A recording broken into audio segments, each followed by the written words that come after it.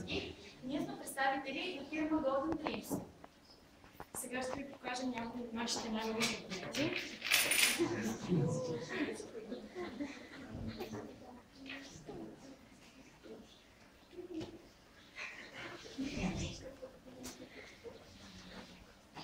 Тук има информация за аметиста и нашите диаманти.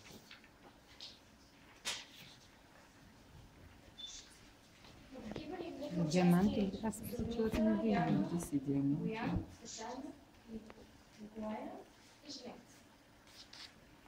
Основно, с което се занимаваме, е производството на златни накити с лечебни свойства, насочени към сърдечно-съдовите проблеми, емоции и стрес.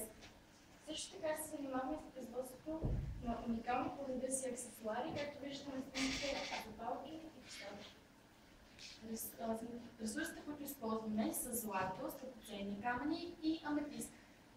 По-голяма част от българското злато се добива в Родопите, Странджа, а останалата част внасяме от Тараска. Аметистът се добива изцяло в България, като най-голям добив има в Родопите. За финансиране на производството се използват особено голяма част от средствата, собствени средства, 70%, а останалите 30% разчитаме на чуждестранни инвестиции. Основните приходи за фирмата идват от износа ни към Западна Европа. Потребителите ни могат да се информират за продукта, който предлагаме чрез телевизионни реклами и радио. Силните ни страни са наличие на високо квалифицирана работна ръка и високо качествено оборудване.